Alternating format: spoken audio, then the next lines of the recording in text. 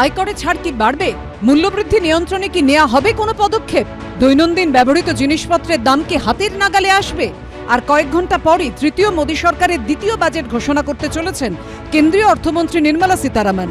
তার আগে এই বিষয়গুলির দিকেই তাকিয়ে আছে মধ্যবিত্তরা। তবে প্রত্যেক বছরের মতো এবারও চাকুরিজীবীদের নজর থাকছে মূলত আয়করের দিকেই।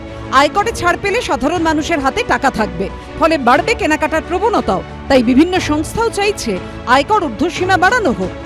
আগের বছরে আমাদের ইনকাম ট্যাক্স রিফর্মে প্রপোজড ট্যাক্স রিলিফ দেওয়া হয়েছিল to the middle class and was expected to increase the disposable income, potentially boosting the discretionary spending of the onto FMCG products. যখন কিছুটা টাকা বাঁচে তখন এই টাকাটা ইউজ করা হয় ফর কনজিউমেবল গুডস কেনার জন্যে, তো যেটাতে আমাদের ইন্ডাস্ট্রিতে একটা ভালো বেনিফিট আমরা পাই।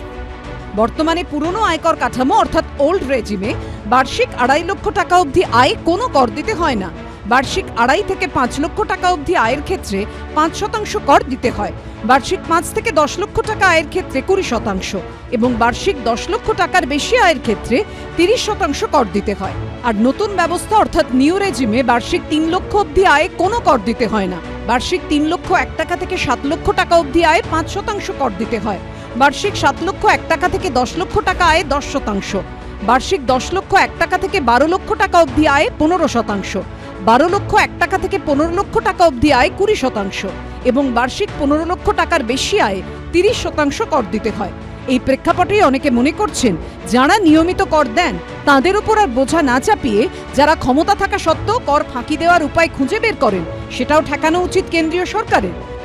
They should think of how to expand the tax base. এখন কি হয় যে 1 কোটি লোক ট্যাক্স দেয়, বাকি কেউই ট্যাক্স দিচ্ছে না। 10 কোটি ফাইল করে ঠিক কথা, কিন্তু ট্যাক্স দেয় 1 কোটি লোক এবং পুরো বার্ডেনটা ওটার উপরে, ওই লোকগুলোর উপরে আসছে। মানে পাশে হয়তো একটা ভালো ব্যবসাদার, সে হয়তো গাড়ি চড়ে ভালো বাড়ি টাড়ি রয়েছে কিন্তু সে ট্যাক্স দিচ্ছে না। আর যে চাকরি করছে তার 1/10 কামাচ্ছে, সে হয়তো বিশাল একটা ট্যাক্স দিচ্ছে, just because he has no way of evading. শনিবারের বাজেট পেশের আগে শুক্রবার দেশের আর্থিক সমীক্ষা রিপোর্ট প্রকাশ করলেন কেন্দ্রীয় অর্থমন্ত্রী নির্মলা সীতারামন। বাজেট অধিবেশনের প্রথম দিনই দেশের গত অর্থবর্ষের খতিয়ান সামনে আনলেন তিনি।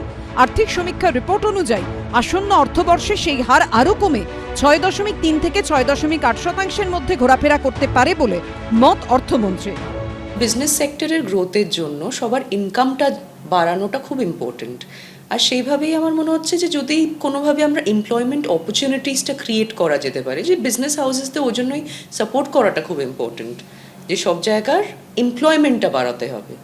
তো আমার মনে হচ্ছে সেখানে ডিউটিসগুলো কমিয়ে, সেখানে অনেকগুলো ট্যাক্সেস কমিয়ে, তো আমার মনে হয় সেইভাবে সেই রাস্তায় যদি চলতে পারি আমরা, তাহলে সেইভাবে জিডিপির গ্রোথ তো ঠিকই আছে, তো সেইভাবে we can build in a better nation.